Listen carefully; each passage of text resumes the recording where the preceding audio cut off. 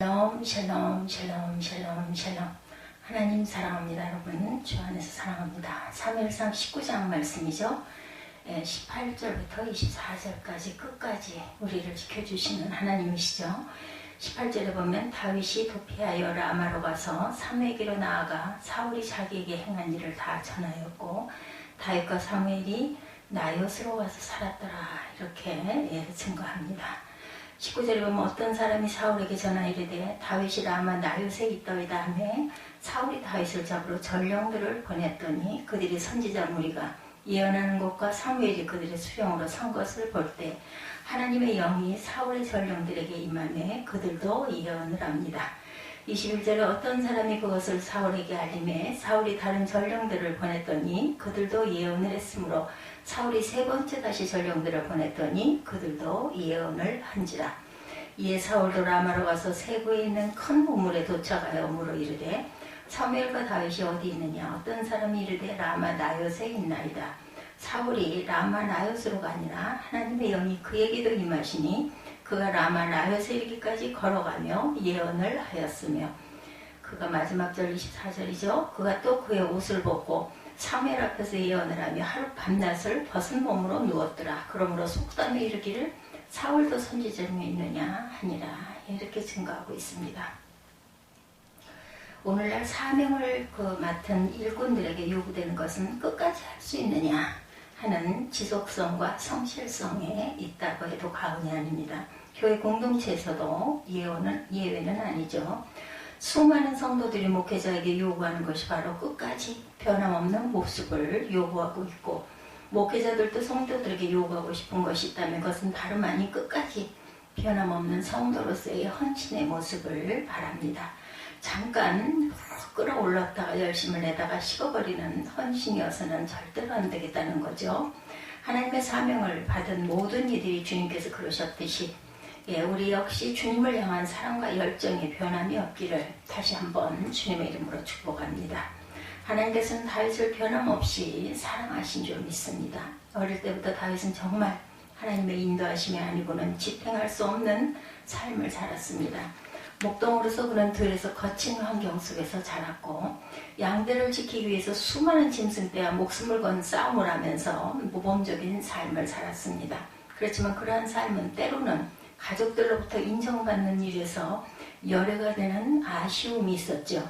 하나님께서 이새의 가정에 당신의 종을 선택하라는 말씀에 순종하여 사무엘이 방문했을 때도 가족들은 마지막 8째 막내 아들인 다윗을 제외시켰었죠.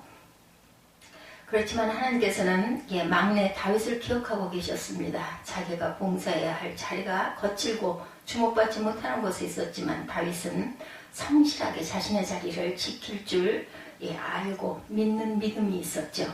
그리고 그는 그곳에서 하나님께서 함께 하심을 확신합니다. 야훼는 나를 돕는 자시라. 시편 54편에도 이렇게 고백합니다. 부모나 형제까지도 지나치는 자리였지만 하나님께서는 지나치지 않으시고 기억하고 계심을 확신한 것이죠. 결국 하나님께서는 사무엘을 통해서 거친 들에서 아무에게도 주목받지 못하는 일을 하고 있었던 다윗을 불러주셨고 그에게 나라의 장래와 운명을 맡기는 큰 사명을 주셨습니다. 하나님께서는 다윗이 공경에 처해 있을 때 함께했던 목동을 통하여 주의 종 사무엘을 만나게 하셨고 블레셋 군대의 골리앗이 국가를 침략하게 하나님의 영광을 짓밟는 어처구니 없는 경우를 당했을 때도 마음속에 담대함을 주셔서 하나님을 향한 절대적인 신앙 고백을 골리앗을 향하여 나아가게 하셨고 또한 이기게 하신 줄로 믿습니다. 때로는 친구 요나단을 통하여 구원하셨고 때로는 아내 미가를 통하여 위기에서 지켜주시고 안전한 길로 인도하십니다. 그런 다윗에게 오늘 본문은 하나님의 강공적인 손길을 통하여 당신의 사랑하는 종 다윗을 어떻게 구원하셨는지를 말씀하고 있습니다. 이제는 더 이상 어떤 방법으로도 다윗을 해칠 수 없다고 생각한 사울왕은 강력한 군대를 동원하여 다윗이 거처하고 있는 도시를 완전히 포위한 뒤 그를 사로잡겠다고 생각을 하죠. 아내의 도움으로 사무엘의 고향 라마의 피신에 있던 다윗은 사무엘에게 나아가 사울이 자기에게 행한 일을 다 고합니다. 여기에 고하였다고 하는 말은 자신의 삶의 모든 문제들을 상담을 받는 심정으로 주의 종 사무엘에게 알렸다는 것을 의미합니다. 우리가 공공에 처할 때, 어려운 일에 직면했을 때 누군가에게 이야기하고 싶은 부분들이 있습니다. 그러나 제때 이야기하지 못하게 되면 마음의 병이 되고 심령의 상처로 남게 되죠. 이런 현상은 주로 해외에서 오래 거주하며 사역하는 선교사 가정에 많이 나타난다고 합니다. 나가서 원주민들에게 사랑을 베풀고 주의 말씀을 전하지만 정작 자신들에게 다가오는 어려운 부분들은 나눌 대상이 없다는 거죠. 내가 다른 사람을 위로하면서 내가 다른 사람을 섬기면서 오히려 그것이 내게 얼마나 위로가 되고 힘이 되는지 모릅니다. 근데 문제는 사모님의 문제예요.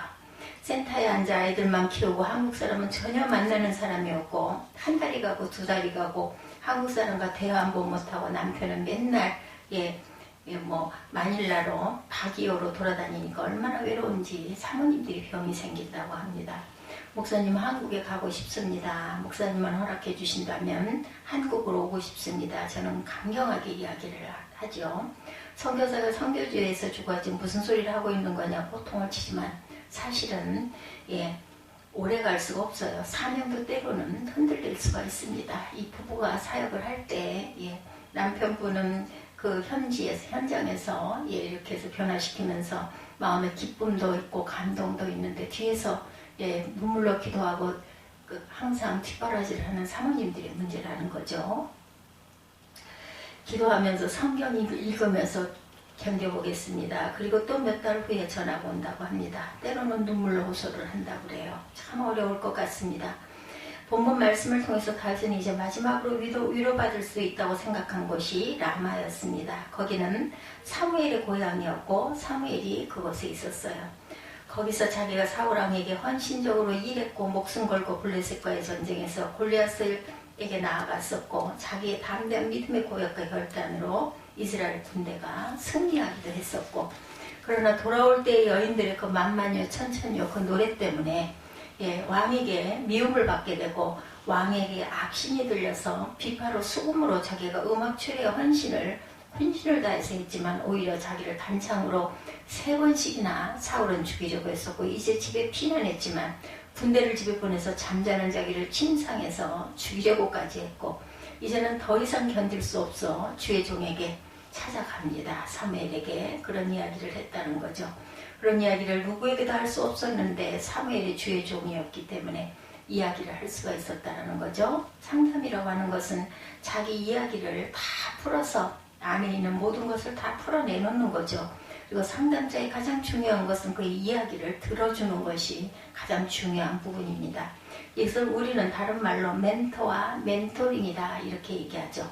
생명의 전화 상담 훈련을 받은 분들을 군 멘토 선교회라고 선교회로 사용합니다. 다른 사람의 어려움을 들어주는 거예요. 전화로 부천 시민의 어려움을 들어주는 것, 전화로 청주 시민의 어려움을 들어주는 것. 각 도마다 지역마다 시마다 있죠.